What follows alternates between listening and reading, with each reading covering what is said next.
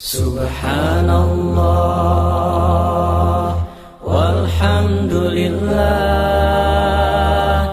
ولا الہ الا اللہ واللہ اکبر سبحان اللہ والحمد للہ ولا الہ الا اللہ واللہ اکبر. اعوذ باللہ من الشیطان الرجیم. بسم اللہ الرحمن الرحیم.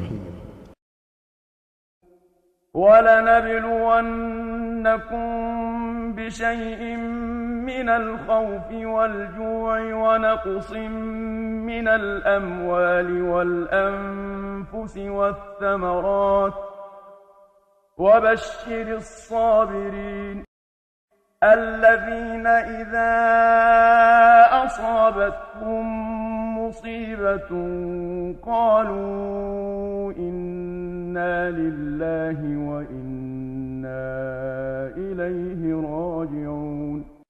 أُولَئِكَ عَلَيْهِمْ صَلَوَاتٌ مِّن رَّبِّهِمْ وَرَحْمَةٌ وَأُولَئِكَ هُمُ الْمُهْتَدُونَ. الحمد للہ رب العالمین. تمام بھائیوں سے گزارش ہے کہ قریب قریب ہو کر بیٹھیں اور دیوار سے ٹیک لگا کر بیٹھنے سے سستی آتی ہے، نیند آتی ہے. آیت اہم ہے. ایمان کے بعد آزمائش. ایسا ممکن نہیں ہے کہ کوئی آدمی اپنے آپ کو ایمان والا سمجھے اور اس کی آزمائش نہیں.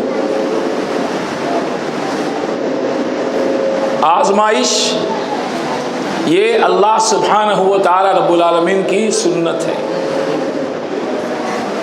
اللہ سبحانہ و تعالی نے ہر دور میں اپنے ایمان والے بندوں کو آزمایا،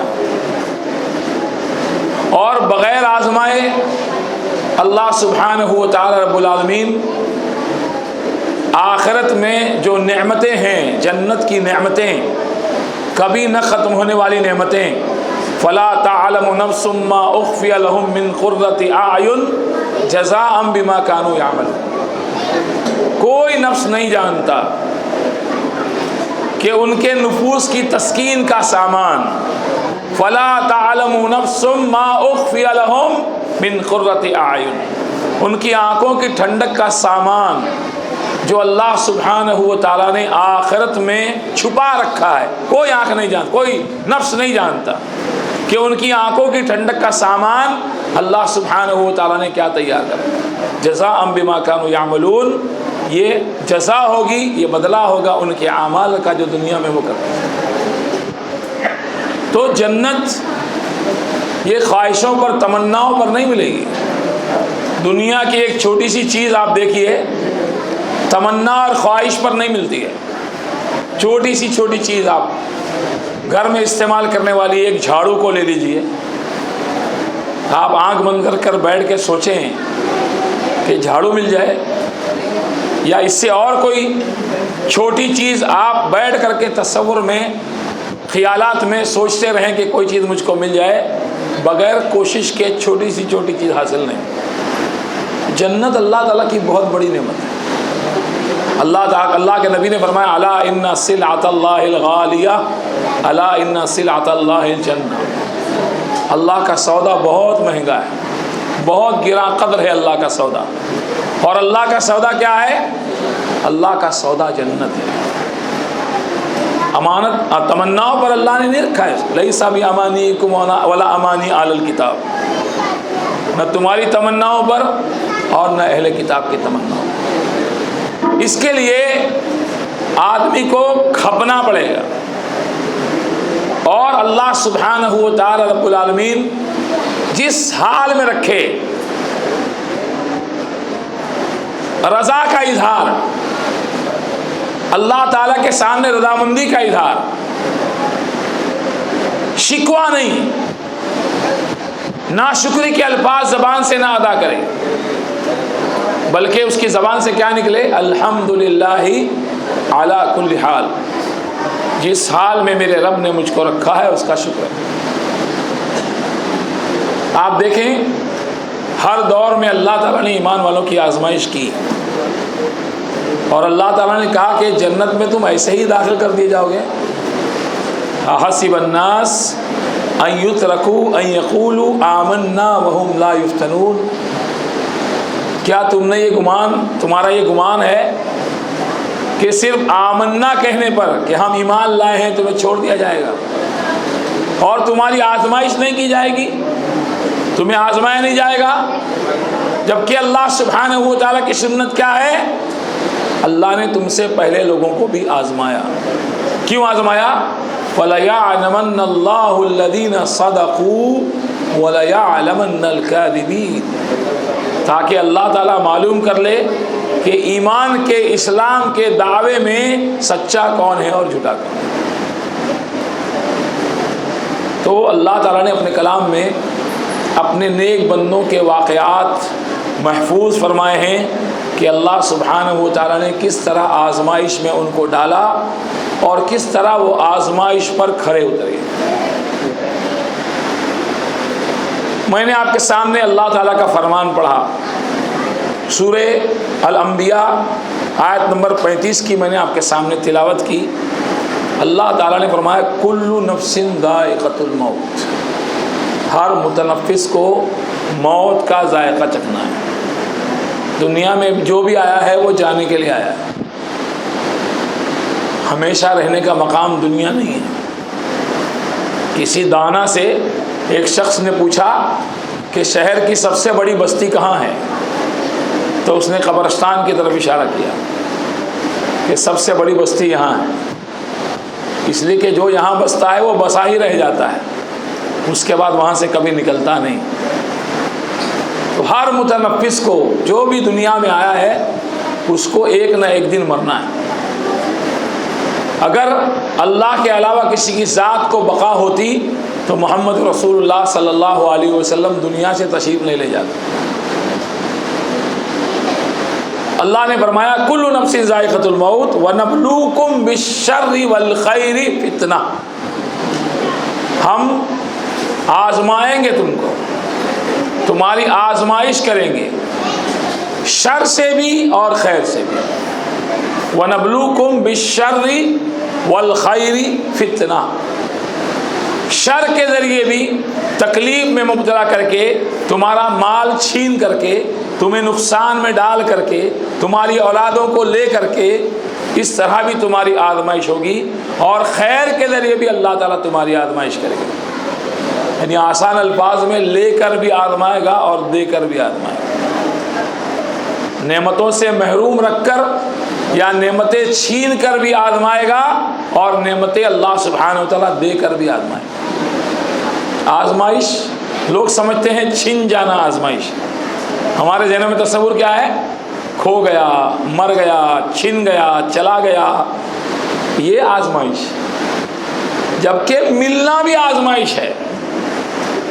اللہ تعالیٰ نے ہم کو اگر مال دیا ہے تو یہ مال بھی ہمارے لیے آزمائش ملا ہے، اللہ نے دیا ہے، اللہ تعالیٰ آزما رہا ہے کہ میرا بندہ اس کو میری فرما برداری میں خرچ کرے گا، کر رہا ہے، یا میری نافرمانی،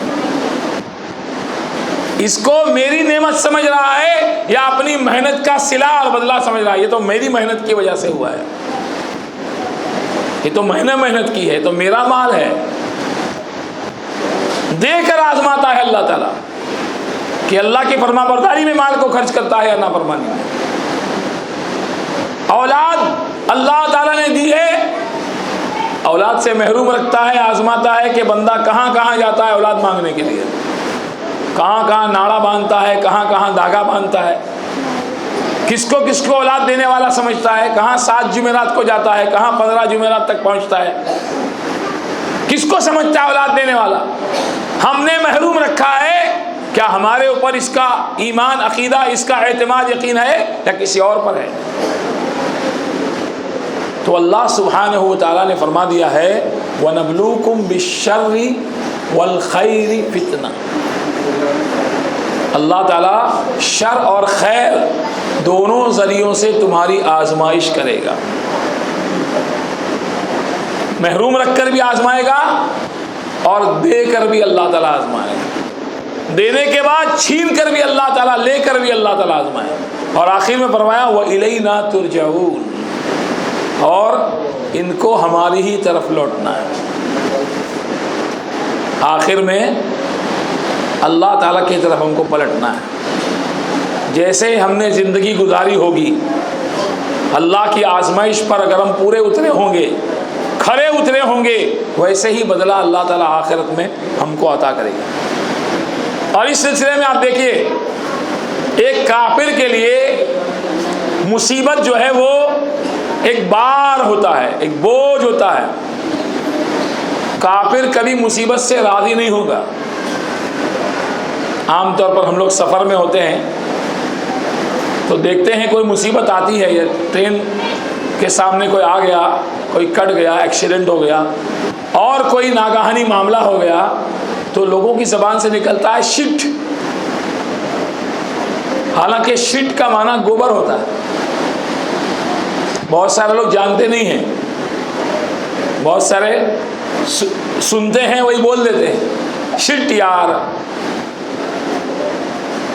ہاں کیا یار اس کو اسی ٹرین کے نیچے آنا تھا، یہ تو بہت برا ہو گیا، ایسا نہیں ہونا چاہیے تھا۔ جو ایمان والا نہیں ہے اس کے لیے مصیبت، کوئی ناگہانی مصیبت، ناگہانی حادثہ، اچانک کوئی تکلیف کا آ جانا، اس کے لیے بہت بڑا بار ہے، بہت بڑا بوجھ ہے۔ اس لیے اس کی زبان سے کفریہ، ناشکری کے کلمات نکلتے ہیں۔ لیکن ایک مسلمان، ایک ایمان والا، اس پر اگر مصیبت آئے،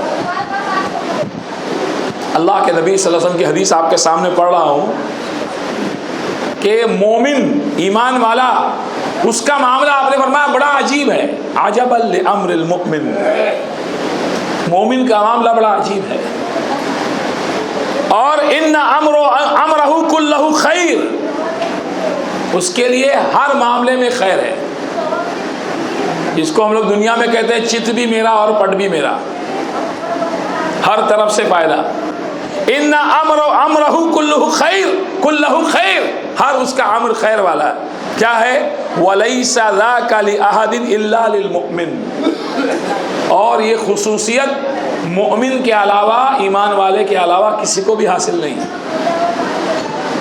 مومن کا معاملہ بڑا عجیب ہے، اس کا ہر معاملہ خیر والا ہوتا ہے، یا اس کے لیے ہر معاملہ خیر والا ہوتا ہے۔ اور یہ وَلَيْسَ ذَاكَ لِأَحَدٍ إِلَّا لِلْمُؤْمِنِ، اور یہ مومن کے علاوہ خصوصیت کسی کو حاصل نہیں ہے۔ یعنی کافر کو یہ خصوصیت حاصل نہیں ہے، صرف مومن کو حاصل ہے۔ کیا ہے خصوصیت؟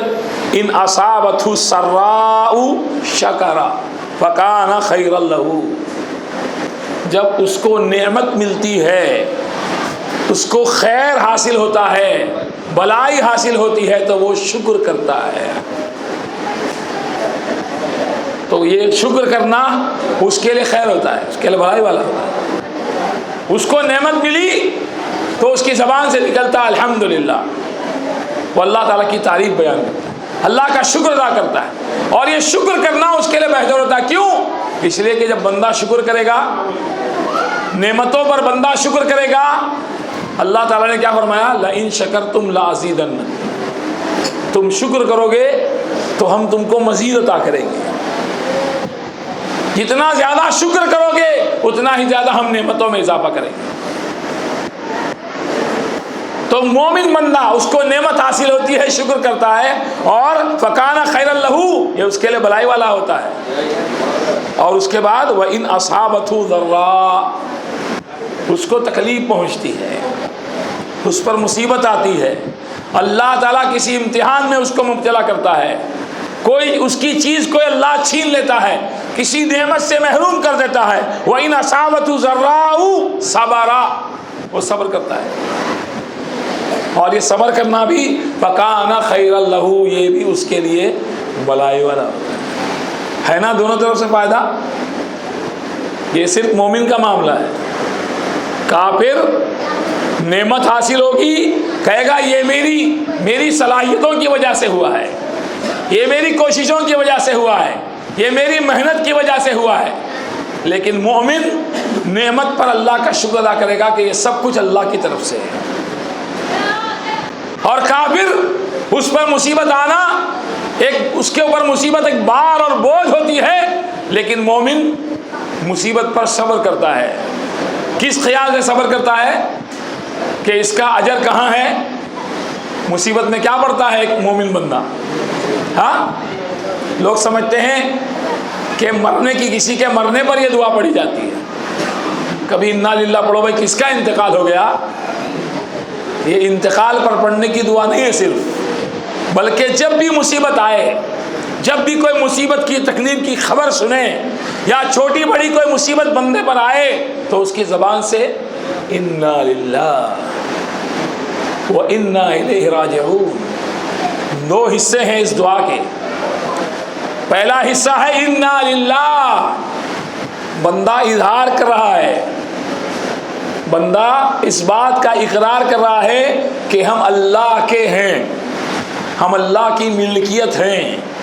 جب ہم اللہ کی ملکیت ہیں، اللہ جس طرح چاہے ہمارے اندر تصرف کرے، جس طرح چاہے ہم کو رکھے، جس حال میں اللہ نے رکھا ہے مراد یہ انا للہ، ہم اللہ کی ملکیت ہیں. اور اس کے بعد کیا کہتا ہے؟ وَإِنَّا إِلَيْهِ رَاجِعُونَ، اور ہم کو اسی کی طرف پلٹ کر جانا ہے. پہلے اقرار کرتا ہے کہ اللہ کی ملکیت ہے، اللہ جس طرح رکھے ہم راضی ہیں، اور دوسری بات یہ اپنی زبان سے بیان کرتا ہے کہ اللہ تعالیٰ نے جس آزمائش میں مبتلا کیا ہے اس کا بدلہ آخرت میں اللہ تعالیٰ دینے والا ہے. ہم جب اس کی طرف پلٹ کر جائیں گے، اس کی طرف جب لوٹیں گے تو اللہ تعالیٰ اس آزمائش کا، اس مصیبت کا، اس ابتلا کا بہتر سے بہتر بدلہ عطا کرے گا. اور یہ چیز انسان کے اندر ثبات پیدا کرتی ہے. ہم اپنے ایسے بھائیوں کو جانتے ہیں جن کا سب کچھ لٹ گیا، ایک ایک کر کے، تھوڑا تھوڑا کر کے سب ختم ہو گیا. بہت بڑے بزنس مین تھے، بمبئی کے اندر بہت ان کا نام تھا، لیکن اللہ تعالیٰ نے آزمائش ڈالی، سب ختم ہو گیا. تو کہنے لگے یہ اللہ کا شکر ہے کہ ہم ایمان والے ہیں. اگر ہم ایمان والے نہیں ہوتے تو لٹک کے اپنے آپ کو ختم کر لیے ہوتے، ہم پھانسی لے لیے ہوتے، زہر کھا کے مر گئے ہوتے. لیکن چونکہ ہم ایمان والے ہیں، یقین ہے، ہم کو بھروسہ ہے اللہ کی ذات پر کہ اللہ تعالیٰ یہ جو آزمائشیں اللہ کی طرف سے آئی ہیں ان کا پورا پورا بدلہ اللہ آخرت میں دینے والا ہے. اب دیکھیے، غیر مسلم اگر ہو، ایک کافر ہو جس کا اللہ پر یقین نہ ہو، کیا کرے گا؟ مصیبت میں کنگلا ہو گیا، پورا لٹ گیا، کیا کرے گا؟ ریلوے لائن پہ جا کے ختم ہو جائے گا یا زہر کھا کے مر جائے گا. لیکن ایمان والا، اس کو یقین ہوتا ہے کہ آج نہیں تو کل اللہ سبحانہ و تعالیٰ کی مدد آئے گی. اور دنیا میں جو نقصان بظاہر ہم کو نظر آ رہا نقصان، لیکن ہمارے لیے اللہ تعالیٰ ہمارے لیے وہی فیصلے فرماتا ہے جو ہمارے لیے بھلائی والے ہوتے. جب ایک ماں اپنی اولاد کا برا نہیں چاہتی ہے تو کئی ماؤں سے زیادہ محبت کرنے والا ان اللہ بالناس لرؤوف الرحیم، وہ اللہ اپنے بندوں پر کیسے ظلم کرے، کیسے بندوں پر زیادتی کرے. تو میرے بھائیوں، یہ اللہ کے نبی صلی اللہ علیہ وسلم کی حدیث کہ یہ خصوصی معاملہ ہے مومن کے ساتھ کہ اس کو نعمت ملتی ہے تو وہ شکر کرتا ہے. یہ شکر کرنا اس کے لیے بہتر ہوتا ہے، اور اس کو جب اس پر آزمائش آتی ہے تو صبر کرتا ہے، یہ صبر کرنا اس کے لیے بہتر ہوتا ہے. یعنی ہر حال میں مسلمان کی بھلائی ہوتی ہے. آزمائش کئی چیزوں میں ہوتی ہے. اللہ تعالیٰ نے جان و مال کی آزمائش کا بیان فرمایا، وَلَنَبْلُوَنَّكُمْ بِشَيْءٍ مِّنَ الْخَوْفِ وَالْجُوعِ وَنَقْصٍ مِّنَ الْأَمْوَالِ وَالْأَنفُسِ وَالثَّمَرَاتِ وَبَشِّرِ الصَّابِرِينَ الَّذِينَ إِذَا أَصَابَتْهُم مُّصِيبَةٌ قَالُوا إِنَّا لِلَّهِ وَإِنَّا إِلَيْهِ رَاجِعُونَ. اللہ نے فرمایا ہم تمہاری آزمائش کریں گے، تم کو آزمائیں گے. کن چیزوں سے؟ خوف کے ذریعے آزمائش کریں گے، بھوک کے ذریعے تمہیں آزمایا جائے گا، تمہارے مالوں میں نقصان دے کر، تمہاری جانوں میں نقصان کے ذریعے، تمہارے پھلوں میں نقصان کے ذریعے. مال، اس میں نقصان اللہ تعالیٰ ڈالے گا، جان میں اللہ تعالیٰ بیماریاں ڈالے گا. ثمرات، پھل، اولادوں کو چھین کر کے، اولادوں کو لے کر کے اللہ آزمائے گا۔ اولاد کا چھننا یہ بہت بڑی آزمائش ہوتی ہے، لیکن ان آزمائشوں میں انعام کن کو ملے گا؟ وبشر الصابرین، خوشخبری کن کے لیے ہے؟ صابرین کے لیے۔ اور صابرین کون ہیں؟ صابرین کون ہیں؟ الذین اذا اصابتهم مصیبہ قالوا انا للہ و انا الیہ راجعون۔ جب ان پر مصیبت آتی ہے تو جزا فضا نہیں کرتے، ان کی زبان پر یہ نہیں ہوتا کہ فلاں کی وجہ سے یہ ہوا ہے، ان کی زبان پر یہ نہیں ہوتا کہ ایسا ہوتا تو ایسا ہو جاتا، ایسا نہیں کرتا تو ایسا نہیں ہوتا، بلکہ وہ اللہ کے فیصلے پر راضی ہوتے ہیں اور کہتے ہیں قدر اللہ وما شاء فعل، اللہ نے جو مقدر کیا تھا وہ ہو گیا۔ اور ان کی زبانوں سے انا للہ و انا الیہ راجعون یہ کلمات نکلتے ہیں۔ ارے یار، ایمبولینس جلدی آتی تو ہمارا مریض نہیں مرتا، ڈاکٹر صاحب تھوڑی اچھی طرح کیور کرنا چاہیے تھا، ہمارا مریض مر گیا، آپ نے کیور برابر نہیں کیا۔ یہ جو زبان سے الفاظ اور کلمات نکلتے ہیں، تھوڑا جلدی جاتا تو میری ٹرین مس نہیں ہوتی، تھوڑا پہلے پہنچ جاتا تو پلین میرا فلائٹ مس نہیں ہوتا۔ اب یہ لکیر پیٹ کے کچھ فائدہ ہے؟ سانپ تو نکل گیا۔ اب یہ ناشکری کے الفاظ اور ایسا ہوتا تو ایسا ہو جاتا کے الفاظ نہیں، بلکہ قدر اللہ وما شاء فعل، جو اللہ نے مقدر کیا تھا وہ ہو گیا۔ انا للہ و انا الیہ راجعون۔ اصل میں صابرین یہی ہیں، اور اصل صبر کون سا ہے؟ اللہ کے نبی نے فرمایا انما الصبر عند الصدمۃ الاولى، جو صدمے کی شروعات میں صبر کیا جائے، جب صدمہ لگا، آزمائش آئی، مصیبت پہنچی، تکلیف پہنچی، اس وقت جو صبر کیا وہی اصل صبر ہے۔ 4 کے پاس بیٹھا رو لیا، 6 کے پاس بیٹھا گا لیا، اس کو سنا دیا، اس کو میسج کر دیا، اس کو واٹس ایپ پہ بتا دیا، اور بعد میں کہے اب مجھ کو صبر آ گیا ہے، یہ صبر نہیں ہے۔ انما الصبر عند الصدمۃ الاولى، صدمے کی شروعات میں جو صبر کیا۔ ایک عورت رو رہی ہے اپنے بچے کے لیے جس کا انتقال ہوا ہے، قبر کے پاس بیٹھ کے رو رہی ہے، اللہ کے نبی صلی اللہ علیہ وسلم گزر رہے ہیں اور فرما رہے ہیں اللہ کی بندی صبر کرو۔ اس نے کہا آپ جائیے، آپ پر مصیبت نہیں آئی، مصیبت مجھ پر آئی ہے، آپ کو نہیں معلوم ہے مصیبت کیا ہے۔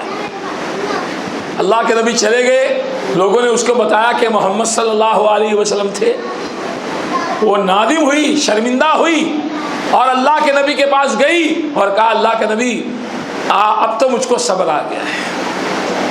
آپ نے فرمایا یہ صبر نہیں، اصل صبر کون سا ہے؟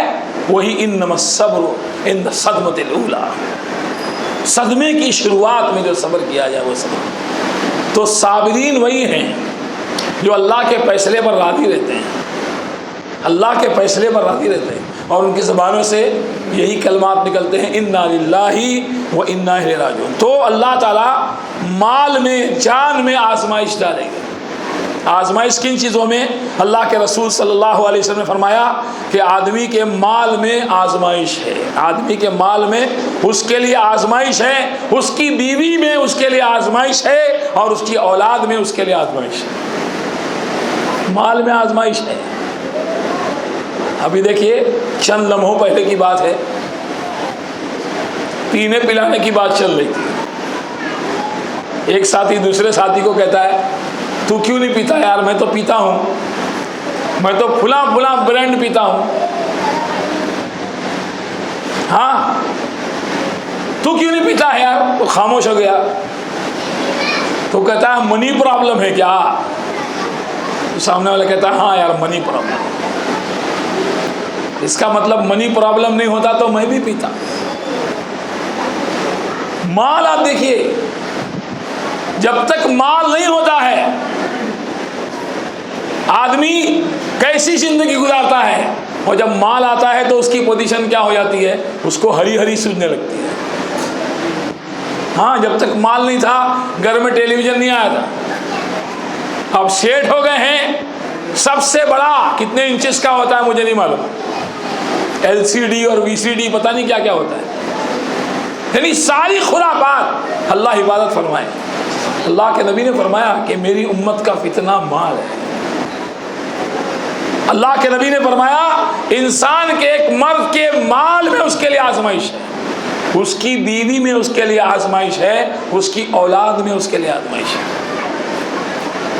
بیوی کی کتنی مان کے چلتا ہے, بیوی کی کتنی چاہتوں کو جو رب اور رسول کے خلاف ہوتی ہیں پوری کرتا ہے, اولاد کو کتنا اللہ والا بناتا ہے, اولاد کی کتنی باتوں کو جو رب اور رسول کے خلاف ہوتی ہیں مان کر کے آنکھ بند کر کے تسلیم کر لیتا ہے. یہ ساری چیزیں آزمائش اور فتنہ ہے انسان کے لیے. اسی طرح اللہ سبحانہ و تعالیٰ اور بھی بہت ساری چیزوں میں مخالفین اللہ کھڑے کر دیتا ہے. کچھ مخالفین کھڑے ہو جاتے ہیں. اللہ کے نبی صلی اللہ علیہ وسلم اور ہر دور کے دعوت دینے والے, ہر دور میں انبیاء اور رسول, ان کے معاندین, ان کے مخالفین ہر دور کے اندر موجود رہے. اور یہ بہت بڑی آزمائش اللہ والوں کے لیے ہر دور میں رہی کہ مخالفین کے ذریعے ان کی آزمائش ہے. اللہ کے رسول صلی اللہ علیہ وسلم کو کتنا ستایا گیا. آپ صلی اللہ علیہ وسلم پر پہلے خود آپ کی ذات پر حملے کیے گئے. آپ کعبۃ اللہ کے پاس ہیں, عقبہ ابن ابی معیط آ کر کے آپ کی گردن میں چادر ڈالتا ہے اور اس کو بل دیتا ہے, یہاں تک کہ آپ کو پھانسی لگتی ہے, آپ کی آنکھیں باہر آ رہی ہیں. صدیق اکبر آ کر دھکا دیتے ہیں اس کو. اتقتلون رجلا ان یقول ربی اللہ, اس بندے کو تم اس لیے قتل کرنا چاہتے ہو یہ کہتا ہے میرا رب اللہ ہے. اللہ کے نبی سجدے میں ہیں, سجدے کی حالت میں آپ پر اونٹ کی اوج رکھ کے ڈالی جا رہی ہے, اور کیا کیا سختیاں آپ صلی اللہ علیہ وسلم پر نہیں آئیں. ابھی ایک بچی تھی, طائف کا واقعہ سنا رہی تھی, کیسے اللہ کے نبی کو طائف میں ستایا گیا, کیسے مخالفین نے آپ کو مارا. تو یہ بھی ایک آزمائش ہے توحید پرست بندوں کے لیے, محمد رسول اللہ صلی اللہ علیہ وسلم کی اتباع میں زندگی گزارنے والوں کے لیے. مخالفین اور معاندین ہر دور کے اندر کھڑے رہے ہیں, اور اس آزمائش پر بھی ضروری ہے کہ ایک مسلمان کھڑا اترے اور پورا اترے. ایسا نہیں کہ عقیدے کی وجہ سے یا سنت پر عمل کرنے کی وجہ سے, توحید پر قائم رہنے کی وجہ سے اگر کوئی آزمائش آ رہی ہے, مخالفین اور معاندین اس کے سامنے آ رہے ہیں, کھڑے ہو رہے ہیں, تو یہ کہے کہ بھائی pack up and back up. بہت سارے مسلمانوں کا یہ حال ہے. وَمِنَ النَّاسِ مَن يَعْبُدُ اللَّهَ عَلَى حَرْفٍ, جن کے بارے میں اللہ نے کہا کہ کچھ لوگ ہیں جو بالکل کنارے بارڈر لائن پر عبادت کرتے ہیں کھڑے ہو کر کے. وَمِنَ النَّاسِ مَن يَعْبُدُ اللَّهَ عَلَى حَرْفٍ, خیر پہنچتا ہے تو اندر آ جاتے ہیں, اور تھوڑی سی برائی شر آزمائش آتی ہے تو ان کا معاملہ ہوتا ہے pack up and back up. بہت سارے لوگ ایسے ہوتے ہیں. ایک مسلمان کے لیے ضروری ہے کہ اللہ تعالیٰ کی طرف سے آزمائش آئے. کیوں غیر کی تنقید سے گھبراتا ہے, ماحول سے ڈر جاتا ہے, غم کھاتا ہے, پیتل کو پرکھتا نہیں دنیا میں کوئی, سونا ہی کسوٹی پہ کسا جاتا ہے. ہاں, اگر اپنے آپ کو حق والا سمجھتا ہے تو تیری آزمائش نہیں ہوگی. ایک ایسا بھی دور آئے گا, یہ بھی ممکن ہے زندگانی میں, لوگ دیکھیں گے تیرتے پتھر اور پھول ڈبا کریں گے پانی میں. میرے بھائیوں, ہر دور میں اللہ تعالیٰ نے یہ بات رکھی ہے کہ اپنے خاص بندوں کو اللہ نے آزمایا, اور مخالفین اور معاندین ہر دور میں رہے ہیں. دیکھیے پلٹ کر کے پچھلے ادوار کو کہ کون سا ایسا دور ہے جس دور میں معاندین اور مخالفین نہیں رہے ہیں, لیکن اللہ کی مدد کن کے لیے آئی. اللہ کا وعدہ ہے وَلِلَّهِ الْعِزَّةُ وَلِرَسُولِهِ وَلِلْمُؤْمِنِينَ. تو اس طرح اللہ سبحانہ وتعالیٰ آزمائش کرتا ہے. کتنی آزمائش ہوتی ہے. آزمائش اللہ تعالیٰ بندے کی جب کرتا ہے تو کس کی کتنی آزمائش ہوتی ہے. اللہ کے نبی نے فرمایا, جب آپ سے پوچھا گیا کہ اللہ کے رسول سب سے زیادہ سخت آزمائش کن کی ہوتی ہے, لوگ سمجھتے ہیں پتہ نہیں میں نے کیا گناہ کیا ہے نا, ایسے الفاظ ہوتے ہیں نا لوگوں کی زبان پر, پتہ نہیں میں نے کیا گناہ کیا ہے جس کی سزا اللہ مجھے دے رہا ہے.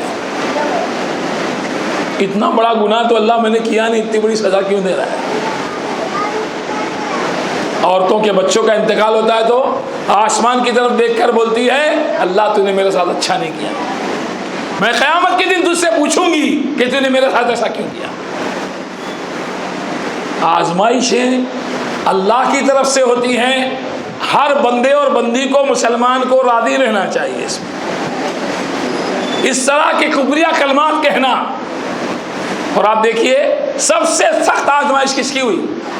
اللہ کے نبی نے فرمایا کہ سب سے سخت آزمائش انبیاء کی ہوئی۔ کیا انبیاء گناہگار تھے؟ کیا انبیاء نعوذ باللہ خطا کار تھے؟ نہیں، وہ قدوہ تھے، وہ اسوہ تھے، وہ نمونہ تھے، اس لیے اللہ سبحانہ و تعالیٰ نے ان کو آزمایا، اس لیے کہ ان کی زندگیاں نمونہ تھی لوگوں کے لیے۔ آزمائشوں میں کس طرح رہا جائے، آزمائشوں میں کس طرح ثبات، استقامت اور استقلال کا اظہار کیا جائے، انبیاء کی زندگیوں میں اللہ نے آزمائش ڈال کر کے انبیاء کے جو ماننے والے، ان پر ایمان لانے والے، ان کے لیے ان کو قدوہ اور اسوہ بنایا۔ تو سب سے زیادہ سخت آزمائش انبیاء کی ہوتی ہے۔ آپ نے فرمایا ثم الامثل فالامثل، پھر جو انبیاء کے جتنا قریب ہوتا ہے، ہاں جتنا زیادہ نبی کے قریب ہوتا ہے، نبی کے طریقے کو جتنا زیادہ مضبوطی سے پکڑتا ہے، نبی سے جتنی زیادہ محبت کر کے نبی کے طریقے پہ عمل کرنے کے لیے راضی و تیار رہتا ہے، جو جتنا نبی کا قریبی ہوتا ہے، نبی کے قریب ہوتا ہے، اس کی اتنی زیادہ سخت آزمائش ہے۔ آپ دیکھیے ہر دور میں جہاں نبی کو آزمایا گیا، نبی پر ایمان لانے والے نبی کے ساتھیوں کو بھی آزمایا گیا۔ محمد رسول اللہ صلی اللہ علیہ وسلم کی آزمائش ہوئی تو آپ کے ساتھ جو آپ کے صحابہ تھے، آپ پر ایمان لانے والے، ان کی بھی اللہ نے آزمائش کی، اور آزمائش اس کے دین کے مطابق ہوتی ہے۔ آدمی جتنا زیادہ دیندار ہوتا ہے، اللہ کے نبی نے فرمایا کہ اگر وہ دین میں مضبوط ہوتا ہے تو آزمائش بھی اس پر سخت ہوتی ہے، اور اگر وہ دین میں کمزور ہوتا ہے تو آزمائش بھی اس پر کم آتی ہے۔ اس کے لیے بہت سارے لوگ آگے نہیں آتے دین میں، ہے نا، زیادہ ڈیپ میں جائیں گے تو ڈوب جائیں گے، زیادہ عمل کریں گے تو آزمائش آئے گی۔ اس طرح بول کر کے کیا ہماری جان چھوٹ سکتی ہے؟ ہاں، نبی کے جتنا زیادہ قریب ہوں گے اتنا ہی زیادہ اللہ سبحانہ و تعالی نعمتیں عطا کرے گا، آخرت میں بھی نبی کے ساتھ رکھے گا۔ جن کو آخرت میں نبی کا ساتھ چاہیے، آخرت میں نبی کا قرب چاہیے، وہ دنیا میں نبی صلی اللہ علیہ وسلم کی فرما برداری اور فرما برداری پر جو مصیبتیں آزمائش آئیں اس پر صبر کرتے ہوئے زندگی گزارے۔ تو اللہ کے نبی نے فرمایا دین کے مطابق آزمائش ہوتی ہے، دین میں جو مضبوط ہوتا ہے اس کی سخت آزمائش ہوتی ہے، اور جو دین میں مضبوط نہیں ہوتا ہے، کمزوری والا معاملہ ہوتا ہے، اس کی ابتلا، اس کی آزمائش اس کے دین کے مطابق ہوتی ہے۔ اسی طرح اللہ کے نبی صلی اللہ علیہ وسلم نے فرمایا کہ مجھ سے محبت کرنے والے شخص کی طرف آزمائشیں، جو اللہ کے نبی سے محبت کرتا ہے، یہ محبت نہیں کہ نام آیا تو بس، نام آیا تو انگوٹھا چوم لیا، یہ محبت نہیں۔ نبی کے طریقے سے محبت، نبی کی سنت سے محبت، نبی علیہ الصلوۃ والسلام نے جس کام کے کرنے کا حکم دیا اس کو کرنا، جس سے منع کیا اس کی طرف کبھی نہیں جانا، نبی علیہ الصلوۃ والسلام کے حکم کو، آپ کے فرمان کو تمام فرامین کے، تمام بڑے بڑے لوگوں کے فرامین کے اوپر رکھنا، نبی کی بات آئے تو سب کی بات چھوڑ دینا۔ ایسا بندہ جو حقیقی معنوں میں نبی سے محبت کرتا ہے، آپ نے فرمایا کہ اس کی طرف آزمائشیں اس قدر تیزی سے بڑھتی ہیں جیسے سیلاب کا پانی اپنے منتہا کی طرف تیزی سے بڑھتا ہے۔ سمجھ میں آ رہی بات؟ ہاں، اگر نبی سے محبت کا دعویٰ ہے تو آزمائش ہر حال میں آئے گی۔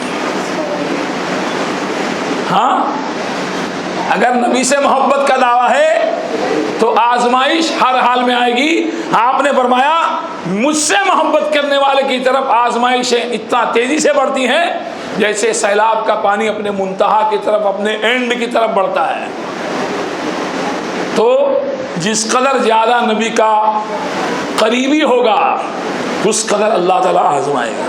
اسی طرح آزمائش کیوں آتی ہے؟ سب سے پہلا اس کا جواب اللہ تعالیٰ جاننا چاہتا ہے کہ ایمان کے دعوے میں کون کتنا سچا ہے۔ آپ نے آیت سنی، حسب الناس ان یترکوا ان یقولوا آمنا وهم لا یفتنون، کیا لوگوں کا یہ گمان ہے کہ ان کو چھوڑ دیا جائے گا اتنا کہنے پر کہ ہم ایمان لائیں؟ یعنی صرف آمنا کہنے پر اللہ تعالیٰ چھوڑے گا نہیں، بلکہ اللہ تعالیٰ پرکھے گا، آزمائے گا، ابتلا میں مبتلا کرے گا۔ کیوں؟ اس لیے کہ اللہ کی سنت ہے، وَلَقَدْ فَتَنَّا الَّذِينَ مِن قَبْلِهِمْ، اور یقیناً اللہ نے تم سے پہلے لوگوں کو بھی آزمایا۔ کیوں؟ فَلَيَعْلَمَنَّ اللَّهُ الَّذِينَ صَدَقُوا وَلَيَعْلَمَنَّ الْكَاذِبِينَ، ایمان کے دعوے میں سچا کون ہے اور ایمان کے دعوے میں جھوٹا کون ہے، اس کی آزمائش کے لیے اللہ نے امتحانات میں بندوں کو مبتلا کیا۔ اسی طرح اللہ تعالیٰ جب بندے کے گناہوں کو دنیا میں ہی صاف کر دینا چاہتا ہے کہ بندہ بغیر گناہوں کے، گناہوں سے پاک ہو کر کے مجھ سے ملاقات کرے، تو اللہ تعالیٰ اس کو ابتلا میں مبتلا کرتا ہے۔ اللہ چاہتا ہے کہ بالکل پاک صاف ہو جائے، جو کچھ ہے اس کو دنیا میں دے دوں اور میرے پاس آئے تو یہ گناہوں سے بالکل صاف ستھرا ہو کر آئے۔ اس لیے بھی اللہ ابتلا میں مبتلا کرتا ہے۔ اللہ کے نبی نے فرمایا جب اللہ تعالیٰ کسی بندے کے ساتھ بھلائی کا ارادہ کرتا ہے تو اس کو دنیا میں ہی آزما لیتا ہے، اس پر آزمائشیں، عقوبت، تکلیفیں دنیا میں ہی ڈال دیتا ہے۔ اور اگر اللہ تعالیٰ کسی کے ساتھ برائی کا ارادہ کرتا ہے تو دنیا میں اس کے گناہوں پر اس کو پکڑتا نہیں ہے، یہاں تک کہ پورا محاسبہ قیامت کے دن اللہ تعالیٰ اس کا کرے گا۔ تو گناہوں کا کفارہ، گناہوں کو صاف کرنے کے لیے بھی، گناہوں کے کفارے کے لیے بھی اللہ سبحانہ و تعالیٰ بندوں پر آزمائش ڈالتا ہے کہ دنیا میں ہی اس کے گناہ سارے صاف ہو جائیں اور یہ میرے پاس آئے تو گناہوں سے بالکل صاف ستھرا ہو کر کے، بالکل نکھرا ستھرا ہو کر کے میرے پاس آئے۔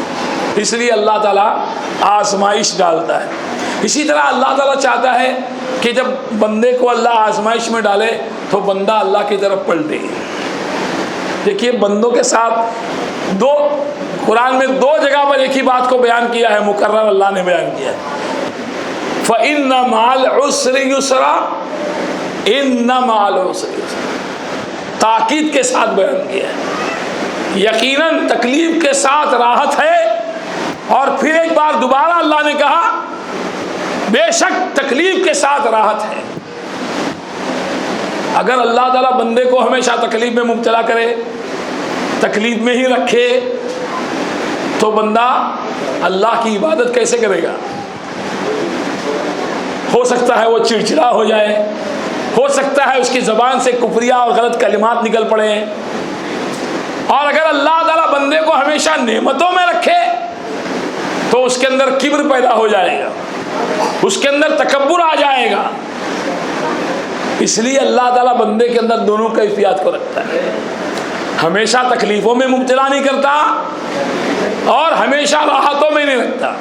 دنیا کے بڑے بڑے راحتوں میں رہنے والے انسان بھی آج پریشان ہیں، ہاں، بڑے بڑے کروڑ پتی، ان کو بھی ڈائبٹیز ہے، ان کو بھی ہارٹ پرابلم ہے، ان کو بھی اور تکلیفیں، رات میں ان کو پلز لینا پڑتی ہیں، پلز، کئی گولیاں بیچاروں کو کھانی پڑتی، کوئی 25 کی کھاتا ہے تو کوئی 50 کی کھاتا ہے۔ تو اللہ سبحانہ و تعالی بندے کو مصیبت میں اس لیے مبتلا کرتا ہے کہ اس کے اندر سے تکبر ختم ہو جائے، اللہ کی طرف پلٹے، وہ رجوع کرے۔ قرآن میں اللہ نے فرمایا ظہر الفساد فی البر والبحر بما کسبت ایدی الناس لیذیقہم بعض الذی عملوا لعلہم یرجعون۔ اللہ تعالیٰ چاہتا ہے کہ اعمال، جو بعض اعمال اس کے ہیں، بعض جو اس کے گناہ ہیں، اس کا بدلہ اللہ تعالیٰ اس کو دے، آزمائش میں مبتلا کرے تاکہ بندہ لوٹ جائے، اللہ کی طرف پلٹ جائے۔ اس لیے کہ بندہ جانتا ہے میرے لیے محفوظ مقام اگر ہے تو اللہ تعالیٰ کا در ہے. مجھ کو شفا تکلیف سے آزمائش سے آسانی ملے گی تو اللہ تعالیٰ کے در سے ہی ملے گی. اسی طرح اللہ تعالیٰ کبھی چاہتا ہے بندے کا درجہ بلند کرنا، اس لیے آزمائش میں مبتلا کرتا ہے. ایک دو باتیں اور میں بیان کر رہا ہوں. رفع منزلت، اللہ تعالیٰ بندے کے درجے کو بلند کرنا چاہتا ہے. نبی صلی اللہ علیہ وسلم نے فرمایا کہ ہر بندے کا اللہ تبارک و تعالیٰ کے یہاں ایک درجہ مقرر ہے. اللہ نے ہر بندے کا اپنے یہاں ایک درجہ مقرر کر رکھا ہے، اور عمل کے ذریعے، اعمال کے ذریعے وہ بندہ اس درجے تک پہنچ جاتا ہے. نیکی کیا، خیر کے کام کیا، بلائی کے کام کیا، اس درجے کو پہنچ گیا. اور جب بندہ نیکیوں کے ذریعے اس درجے تک نہیں پہنچ پاتا ہے تو پھر اللہ تعالیٰ اس کو تکلیف میں مبتلا کرتا ہے. اللہ کے یہاں ایک درجہ اس کا مقرر ہے، نیکی کیا، عبادت کیا، خیر کے کام کیا، درجے پہ پہنچ گیا. لیکن کبھی کوئی بندہ ایسا ہوتا ہے جو اللہ تعالیٰ کے مقرر کیے ہوئے درجے تک نہیں پہنچ پاتا ہے عبادت کے ذریعے، تو اللہ اس کو اس درجے تک پہنچانے کے لیے آزمائشوں میں مبتلا کرتا ہے. اور بندہ ان آزمائشوں میں صبر کرتا ہے یہاں تک کہ وہ درجہ جو اللہ کے یہاں اس کا مقرر ہے اس درجے کو وہ پا لیتا ہے. اس لیے بندے کو آزمائش پر اللہ کی ہمیشہ راضی رہنا چاہیے. اچھا وہی کچھ بدلہ بھی تو بتایا جائے. آزمائش کیوں آتی ہے، آزمائش کن چیزوں میں آتی ہے، یہ تو سن لیا آپ نے. کچھ ملے گا بھی کہ نہیں آزمائش میں؟ دنیا میں امتحان ہوتا ہے تو کچھ ملتا ہے نا. اللہ تعالیٰ امتحان میں مبتلا کر کچھ نہ دے، ایسا ہو سکتا ہے؟ ابراہیم علیہ السلام کو اللہ نے امتحانات میں مبتلا کیا، آزمائشوں میں ڈالا، انعام دیا کہ نہیں؟ ہاں کیا دیا انعام؟ سب سے پہلا انعام اللہ نے دیا بڑھاپے میں ایک کی بجائے دو بیٹے. الحمدللہ الذی وہب لی علی الکبر اسماعیل و اسحاق. اور انعام کیا دیا؟ اپنے گھر کی دیواروں کو اللہ نے استوار کروایا. دنیا کے بت کدے میں پہلا وہ گھر خدا کا.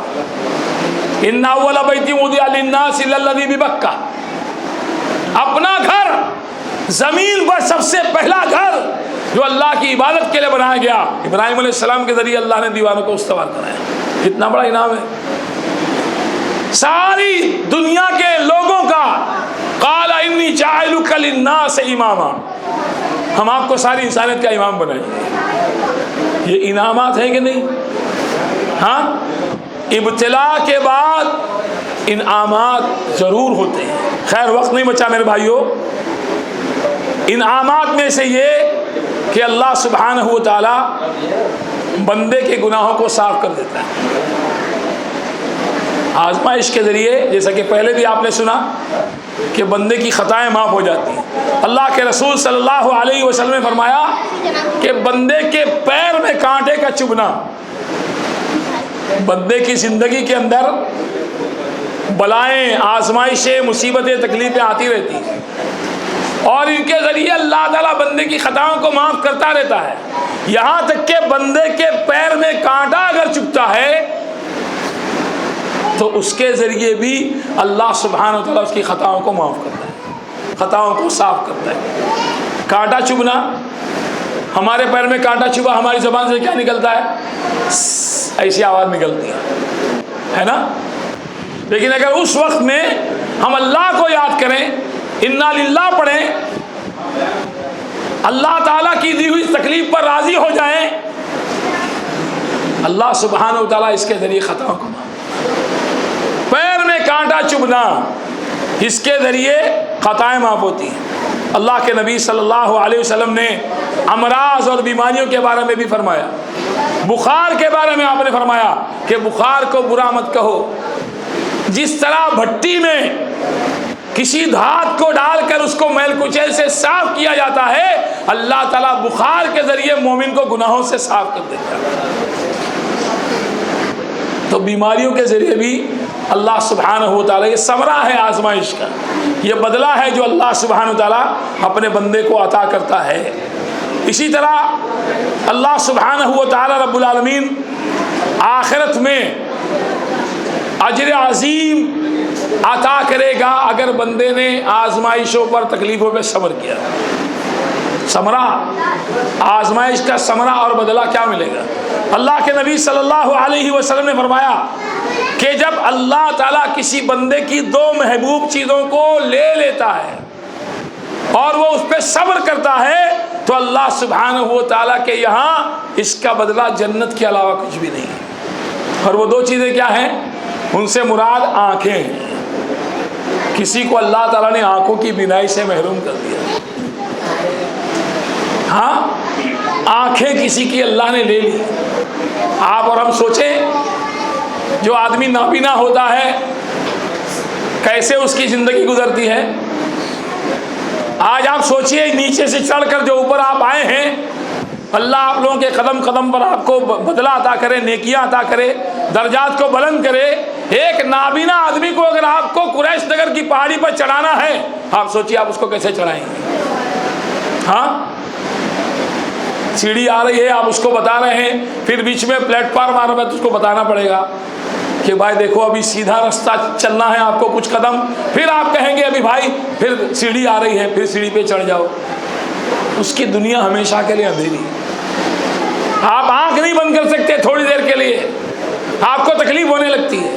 لیکن ایک آدمی جو نابینا ہے، اگر ایسا کوئی بندہ اللہ تعالیٰ نے اس حال میں اس کو رکھا، اس پہ راضی ہے، اللہ نے اس کی آنکھیں لے لی ہیں، اس کو بینائی سے محروم رکھا ہے اور وہ صبر کرتا ہے، تو ایسے بندے کے لیے آخرت میں اللہ کے یہاں کیا ہے؟ جنت کے سوا کچھ نہیں، جنت کے سوا کچھ نہیں۔ تو یہ ثمرات آزمائش کے میں نے آپ کے سامنے ایک دو رکھے کیونکہ وقت ختم ہو گیا اور بلکہ میں آگے بڑھ گیا ہوں کچھ، اس لیے یہیں پر میں اپنی گفتگو کو ختم کرتا ہوں۔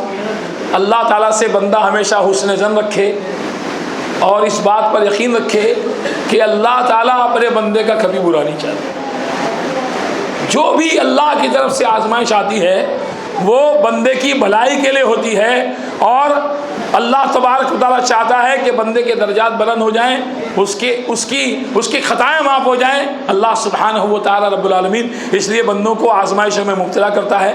اور خاص طور سے میرے بھائیوں، کبھی بے صبری کا معاملہ ہو، بے ثباتی کا معاملہ ہو، استقامت میں کمی ہو، تو اسلاف کے واقعات پر نظر رکھیں۔ اللہ کے نبی نے فرمایا تھا کہ اگر تم پر مصیبت آئے، کبھی تکلیف تم پر آئے، تو تم میری تکلیف کو یاد کر لینا، تمہاری تکلیف تم پر ہلکی اور آسان ہو جائے گی۔ کیسی کیسی آزمائشیں محمد رسول اللہ صلی اللہ علیہ وسلم پر آئیں، آپ پر تہمتیں لگائی گئیں، آپ اور آپ کے صحابہ مشرکین نے ظلم کیا، شیب ابی طالب میں آپ صلی اللہ علیہ وسلم کو رہنا پڑا، آپ کا بائیکاٹ کیا گیا۔ اسی طرح منافقین اور یہود نے مل کر کے آپ کے خلاف سازشیں کی، عائشہ رضی اللہ عنہا پر تہمت لگائی گئی، اور نبی صلی اللہ علیہ وسلم کی بیٹیوں کی وفات اور اللہ کے نبی کی بیٹیوں کو طلاق۔ ابو لہب کے گھر میں دو بیٹیاں ہیں آپ کی بیٹیوں کو طلاق دے رہا ہے تاکہ اللہ کے نبی کو تکلیف پہنچے۔ اور اس کے علاوہ جو آزمائشیں اللہ کے نبی اور صحابہ پر آئی، ان تمام کو اپنے سامنے رکھے تاکہ صبر کرنا، استقامت اور استقلال کا معاملہ آسان ہو۔ اللہ سبحانہ وتعالی ہم سب کو توفیق عطا فرمائے۔ اول تو ہم کمزور ہیں، اللہ تعالی ہمیں آزمائشوں سے بچائے، اور اگر ہمارے درجات کی بلندی، ہماری خطاؤں کی معافی کے لیے اللہ سبحانہ وتعالی، یا وہ درجہ جو اللہ کے ہمارا مقرر ہے اس درجے تک پہنچانے کے لیے اللہ تعالی ہمیں آزمائشوں میں مبتلا کرے، تو اللہ تعالی ہمیں استقامت نصیب فرمائے۔ اللہ تعالی ہم سب کو بے صبری اور بے ثباتی کا مظاہرہ کرنے سے بچائے، دنیا میں جب تک زندہ رکھے اپنی رضا کے ساتھ زندہ رکھے، موت دے اللہ تعالی ایمان و اسلام والی موت نصیب فرمائے۔ ربنا تقبل منا انک انت السمیع العلیم وتب علینا انک انت التواب الرحیم، وصلی اللہ تعالی علی خیر خلق محمد وآلہ وصحبہ اجمعین برحمتک یا رب۔